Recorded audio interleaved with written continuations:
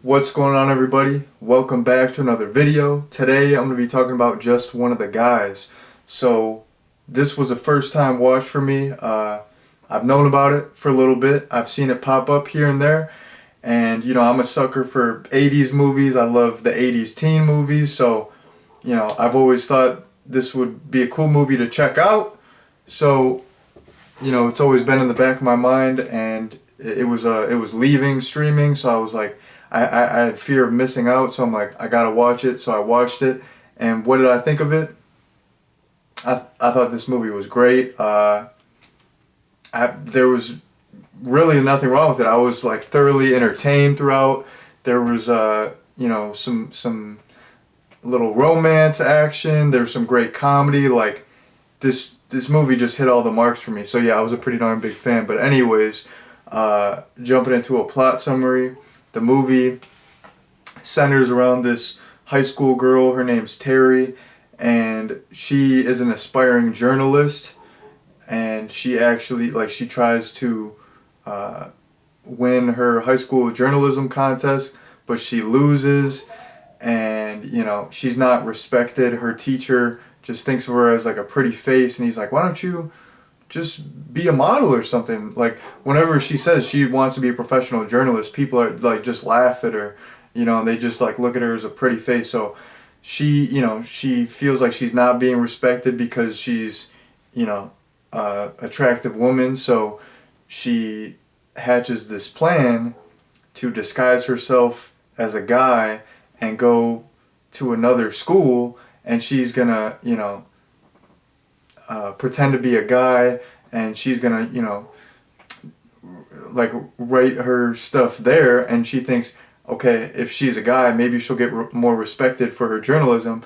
But while she's at this new school, she befriends this guy named Rick, and they start off as friends, but eventually she develops like a crush for him, and things get complicated because she has this college boyfriend too, and he's starting to get suspicious, but she doesn't really like him anymore, and she wants to get with this guy, the new guy Rick, but he is has feelings for another girl. So stuff gets all crazy, and yeah, the climax of this movie was great. I loved how everything ended up. It all worked out well. But yeah, that is the basic plot summary.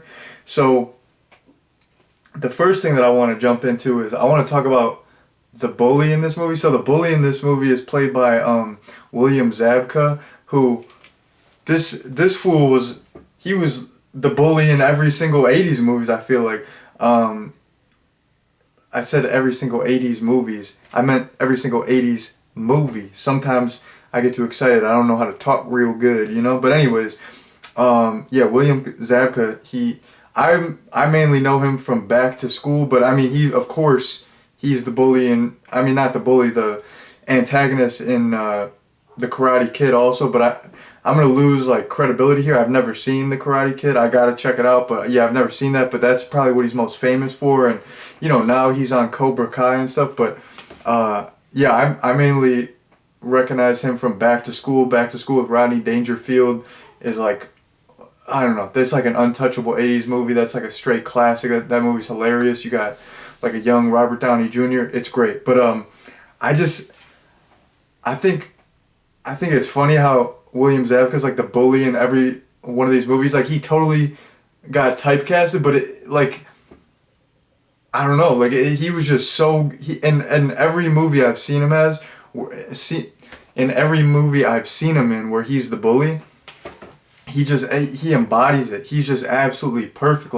Like this guy was just born to play a bully. So like, yeah, I do think it's funny that he's a bully in every movie, and that's unfortunate that he got typecast, but like, he was so great as the bully in this. He would just like, his whole thing was he would like go in the lunchroom and he would like lift, because he was like a weightlifter, like real fit, like weightlifter jock guy, and he would just like lift up lunch tables and like spill lunches on people, and that was his whole shtick. And I mean, that's kind of that's a pretty big dick move. But like, before he was gonna do that, he would always put on these like fingerless gloves. Like, he was just, I don't know, like his whole character was just absolutely hilarious, and I loved his character. He was a great bully, and Yeah, he just has that bully look. Like I feel like in real life he's probably the nicest guy ever, but he just like I don't know. He just looks like a fucking like dick in these movies. Maybe it's like the way he carries himself on screen, but like he just looks like an a-hole, you know. But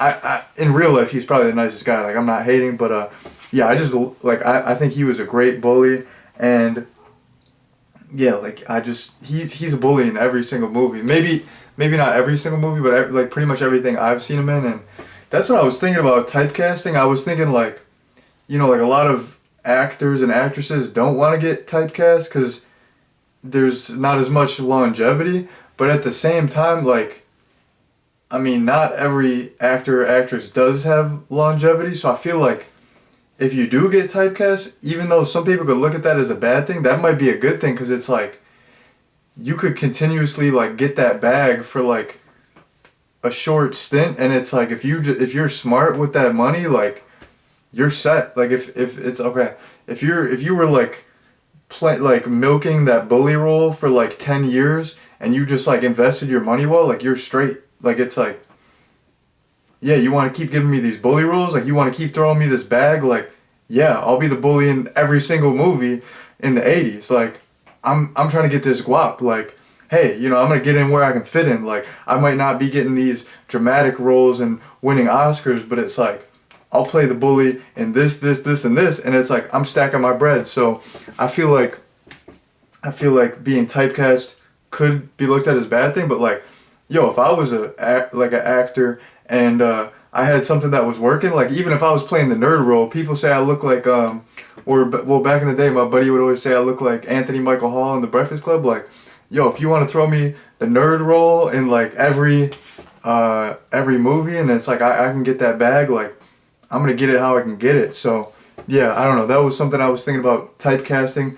Maybe people agree with that. Maybe not. I don't know.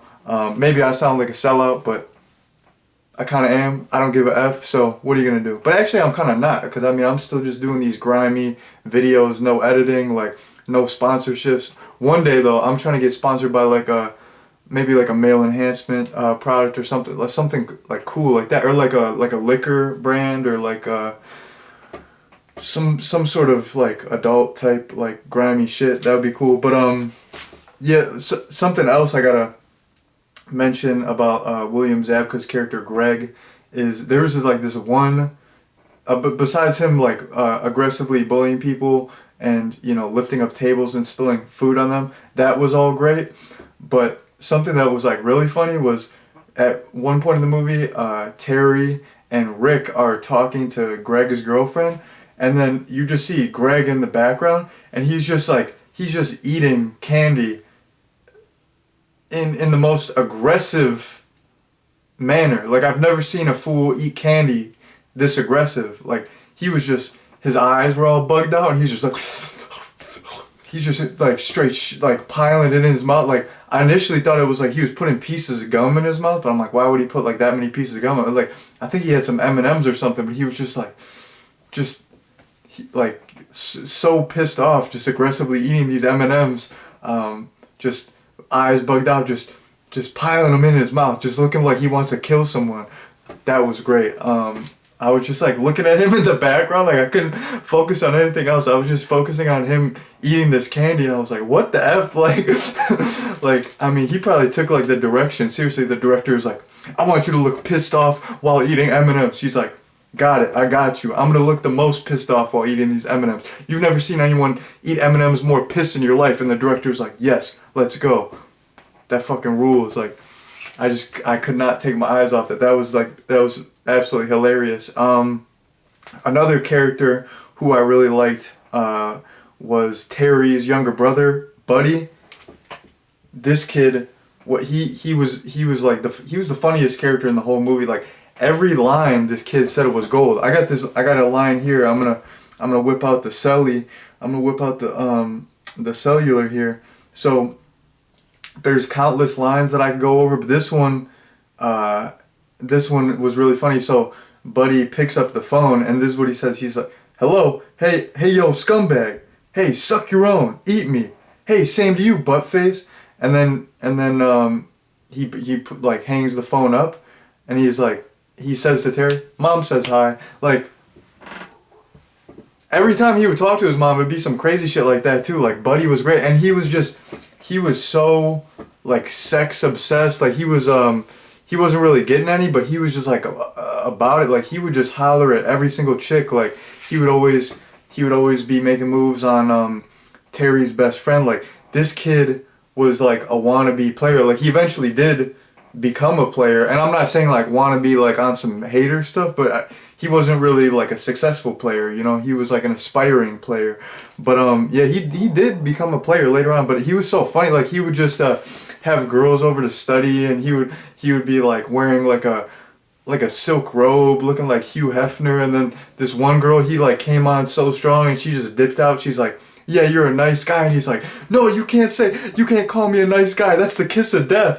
And then he's like on the ground, like begging for her to come back. And he's like, "If I said I was hung like a stallion, would you come back?" And she's like, "Yeah." She's like, "That would help." And she's like, "Are you hung like a stallion?" He's like, "No." Like, Buddy was great. It was funny too, cause like his whole room, it was just, he had like 500 naked pictures of women from like Playboy magazine or whatever the nude magazines are. Like, he just had like countless naked women on the wall. There's this one sequence, this one little scene too, where he's like, "Oh, I'll do the dishes," and he just dumps the food in the trash, puts this like very nice dish just right back on the right back on the wall where it was. Like, yeah, Buddy was great. He was one of my favorite parts of this movie. Moving on, I gotta talk about Terry and Rick's relationship. So even before there was that, kind of romantic element between them, I liked just their friendship, and it kind of reminded me of like a lot of friendships that I had in middle school and high school. Like, I like how Terry put Rick on. Like, she was on some mentor type stuff. Like, I feel like that's like when I was in middle school and high school. I don't know why I'm mentioning middle school, because this movie is like takes place in high school, but I'm just thinking like from my own personal experience, like my friends would put me on to a lot of stuff. I'm like still to this day like a late adopter, and I don't really, I like, people always say to me like, "What do you like, live under a rock?" Like, I don't keep up with anything, so it's like I could be wearing outdated clothes, I could be watching outdated stuff, I could be having outdated technology, what have you. So my friends would always put me on. They'd be like they would be like, I would still have like I feel like in middle school I still had a PS2, and that was probably like 2010, 2011. Like, who was still just playing PS2 at that time? So like my friends put me on to the Xbox 360. They put me on to like Call of Duty Modern Warfare 2 and stuff like that, and I was like, wow. Like, and they like taught me how to play it, and then they taught me how to play, like Call of Duty Zombies, and then I was kind of wearing like, I would be wearing some like goofy clothes and stuff, and like I would just start like kind of wearing what they were wearing more. Like, they knew, what like the cooler clothes were or whatever. Like, I mean, they weren't cool probably like objectively. Like, where I went to school, like, it was kind of more preppy. So if you were dressed preppy, that would be kind of cool. But I'm still kind of on my like preppy stuff. But yeah, like, maybe like it's not like I was rocking like I don't know, what do people wear? Like, I don't know. I don't even know what the cool brands are. But it's not like I was rocking like cool like fancy designer stuff. I was just probably like low key. I was rocking like Sperry's. Like, that's what was cool. Or like Timberland boots. Like, people started wearing those, and like that was cool. So yeah, they kind of like put me on. So I like how Terry was putting Rick on, and she's like, "Oh, I'm gonna take you shopping. I'm gonna get you some cool clothes," and like, and she kind of like built up his confidence too. She's like, "Yo, you gotta start, shooting your shot and trying to ask these girls out," and she like made him believe in himself too. So yeah, I like their relationship. And then later on, once Terry developed a crush on Rick, I liked the romantic angle as well. Like, I feel like that was a very believable romance, and I was like super invested in that. And it's like I was rooting for Terry. Like, I wanted them to get together, because they I don't know, they were like a good little, I thought they would be like a good little couple. So I'm not spoiling anything if they do end up together or not, but I liked the romantic angle between them as well. So that was cool. And then the last point that I want to get into is related to drinking. I think it's like obligatory that I have to mention drinking. If there's any scene revolving drinking, I have to bring it up. People probably think I'm all like they probably think I'm all like effed up and that I, get effed up on the reg or too much, but I just dibble dabble. But so Terry goes to Rick's house after school, and immediately Rick is like, "Do you want a beer?" So this is right after school. So we're talking probably 3:30 in the afternoon. Like, I was just thinking, yo, Rick is low-key kind of gangster. Like, this fool just gets home from school and he's cracking open a beer at 3:30 p.m. Like, I mean, I like sipping, but geez, I'm not that gangster where I'm gonna be sipping at 3:30 p.m. on a weeknight, on a school night. Like, goodness gracious, like, man, Rick is cool for that one. But I just love how, like, whenever, like, in that sequence when they're sipping beers, and then later on, Terry and Rick are hanging out with a couple girls and they're sipping beers. Every time someone's sipping beers in this movie, they're those generic movie beer cans where it's like a white can and it just says beer on it. I love that shit. I live for that shit. Like when I saw that, I was like, does this can just say, is this just a white can that just has the word beer on it? Is this the beer brand? Is this the beer brand beer? Like, I was like, let's fucking go. Like,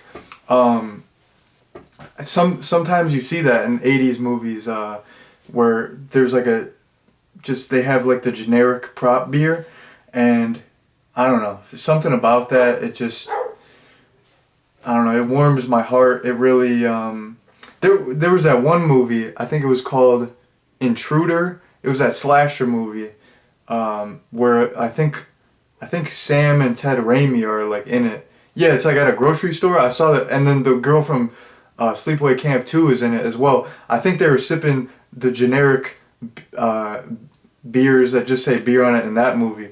I think it's called Intruder. That's a good little slasher movie. It's set at a grocery store. That's cool. But yeah, I love when 80s movies have the generic beer cans. It's just, like I said, it warms my heart. It gets me going. It gets me amped. It gets me excited. I'm very passionate about generic beer cans. If I want to, like, I should make my own beer and just have it just be called beer brand and just have it white in like white cans with like the blue letters. That would be hard, but I mean, I need some capital to start that up. I need at least probably like 250,000. Maybe I'll just cook it up in my garage. I'll be on my mad scientist shit, craft brewing beers in my garage, and I'll be like Bezos, like starting shit. Or was he the guy he started Amazon out of his garage?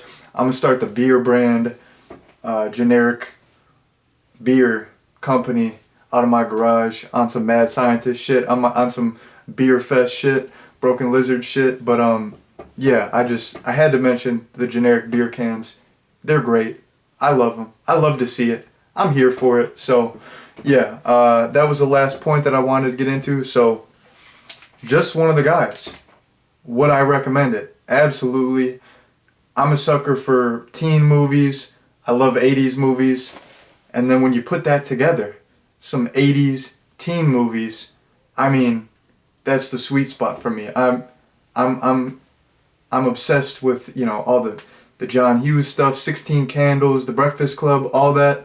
Like, I love all those movies. So, this movie I feel like was a very solid 80s teen movie, and it's kind of underrated. So, you don't really hear about it, but I think it's definitely worth a watch if you like, that genre and some of those other movies that I just mentioned. I think it's definitely worth checking out. So yeah, I definitely would recommend Just One of the Guys. Very good movie. I mean, it did not disappoint. So there's my recommendation, and that has been my review. Thank you all very much for watching, and peace out.